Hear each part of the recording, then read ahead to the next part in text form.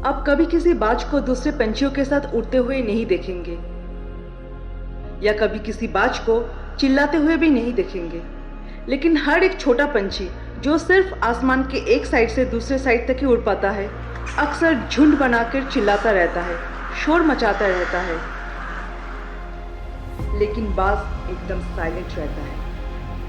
Silent रह के वो अपने ऊपर, अपने विंग्स के ऊपर फोकस करके और ऊंचाई तक उड़ने की कोशिश करता है, और उड़ते उड़ते वो आसमान की इतनी ऊंचाई तक पहुंच जाता है कि उसके कानों में कोई भी आवाज या शोर नहीं पहुंच पाता है, उसको कोई भी डिस्टर्ब नहीं कर पाता है, और वो अपना पूरा फोकस अपने अगले शिकार के ऊपर रख पाता है।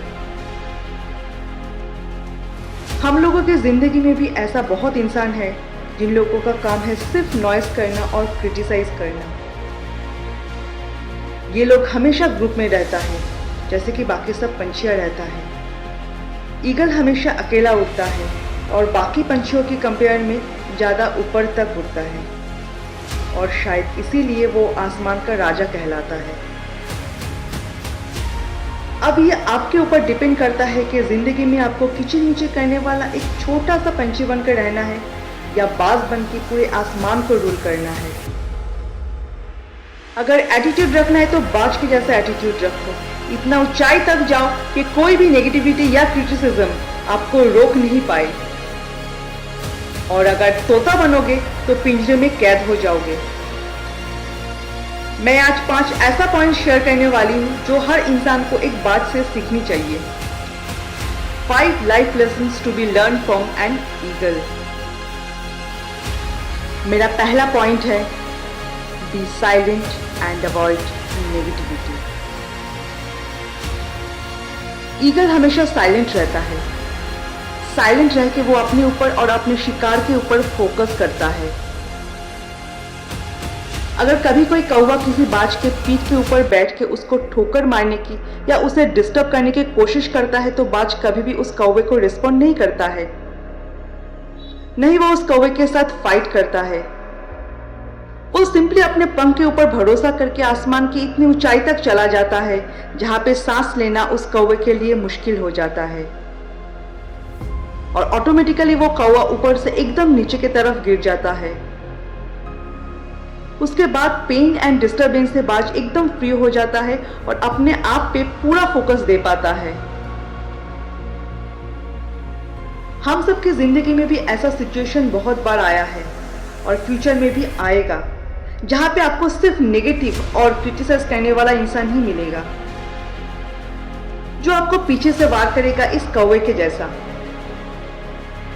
जब लाइफ में कोई मुश्किल आए, लाइफ आपको चैलेंज कर रहा है, तो just remember this eagle's attitude, be silent, fly high and move forward. अगर बाज साइलेंट नहीं रहेगा तो अपने आप के ऊपर फोकस नहीं कर पाएगा। अगर फोकस नहीं कर पाएगा तो ज़्यादा ऊंचाई तक उड़ नहीं पाएगा। अगर आपको भी कोई क्रिटिसाइज कर रहा है तो be silent, fly high and focus on you. अगर लाइफ आपको चुनौती दे रहा है तो be silent, fly high and focus on you. जब भी जिंदगी में कोई बड़ा मुश्किल आए, be silent, fly high and focus on you.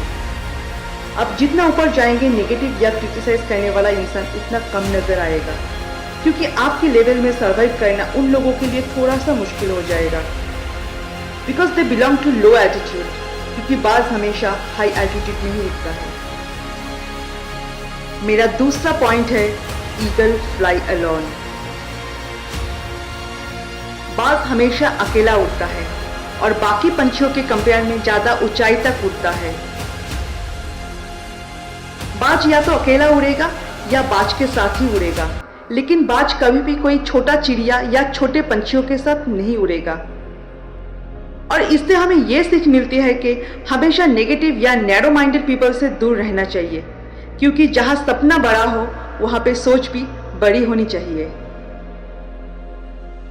मेरा तीसरा पॉइंट है, स्ट्रॉन्ग एंड क्लियर विजन।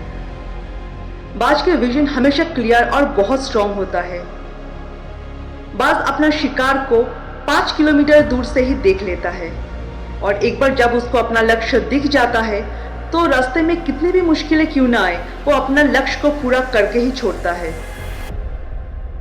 और इससे हमें ये सीख मिलती है कि अपने विजन को हमेशा क्लियर रखो और उसको पूरा करने में जितनी भी मुश्किलें क्यों ना आए, कभी भी पीछे मत हटो उस बाज की तरह। फोर्थ पॉइंट है, जब आंधी तूफान आता है तो बाज बहुत ज्यादा एक्साइटेड हो जाता है। जहां पे बाकी सब पंछी अपने अपने घोंसले में छुप जाता है, एक अकेला बाजी है जो उस आंधी तूफान में भी तेज हवा के सहारे तेजी से और ऊपर की तरफ उड़ता रहता है और उड़ते उड़ते इतना ऊपर चला जाता है कि वो बादलों से भी ऊपर पहुंच जाता है। There is a very famous quote by doctor APJ Abdul Kalam sir, all birds find shelter during a rain but eagle avoids rain by flying above the clouds. मुश्किलें सबके जीवन में आता है, this is part of our life, but it's your attitude that makes the actual difference. Don't focus on problems, rather be silent, fly high and focus on you. और हर problem अपने साथ एक नया सीख लेकर आता है, सो प्रॉब्लम से पीछे मत हटिए, try to learn from it. Once the Napoleon Hill said, every great challenge brings great opportunity with it. मेरा फिफ्थ पॉइंट है, rebirth of an eagle. After age of 40 बाज धीरे धीरे अपना उड़ने का ताकत खोना शुरू कर देता है। उसके पंख में अब उतना ताकत नहीं रहता है कि वो तेजी से और ज्यादा ऊंचाई तक उड़ पाए। उसके बीक और उसके क्लॉज में भी पहले जैसा शार्पनेस नहीं रहता है जो उसको अपनी शिकार पकड़ने में मदद करे। इस सिचुएशन में या तो बाज को मरना होता है या तो उसको एक लाइफ चेंजिंग डिसीजन लेना पड़ता है जो बहुत ही पेनफुल प्रोसेस है, जो उस बाज को और 30 साल का जीवन दान कर सकता है। This is a very bloody and painful process, जहां पे एक ईगल को कहीं दूर पहाड़ में जाके अपने एक एक फेदर को निकलना पड़ता है, अपनी बीक और अपनी क्लॉज को भी तोड़ना पड़ता है। उस बाज को किसी हाइडिंग प्लेस में रहना पड़ता है जब तक नया फेदर, नया बीक और नया क्लॉज ना हो जाए। ये पूरा प्रोसेस कंप्लीट होने में टोटल 5 महीना लगता है और उसके बाद जब वो बाज वापस से आसमान में उड़ने लगता है तो पहले से भी ज्यादा स्ट्रॉन्ग और विल पावर के साथ पूरे आसमान में रूल करता है। इससे हम लोगों को ये सीख मिलती है कि एक समय के बाद खुद की जो पुरानी आदतें हैं, जो अभी कोई वैल्यू ऐड नहीं कर रहा है, जो हम लोगों के ऊपर एक बर्डन बन गया है, उसको छोड़ना चाहिए और खुद को समय के हिसाब से चेंज करना चाहिए। सक्सेस सबको चाहिए बट विदाउट एनी सैक्रिफाइस ये पॉसिबल नहीं है। हमेशा याद रखना, there is a no gain if there is no pain. दोस्तों, आज के इस वीडियो में हम लोग 5 लाइफ लेसन्स जो एक बात से सीखना चाहिए वो डिस्कस किया है। वीडियो आप लोगों को कैसा लगा एक बार कमेंट सेक्शन में जरूर बताना। मिलते हैं नेक्स्ट वीडियो में। जय हिंद, जय भारत।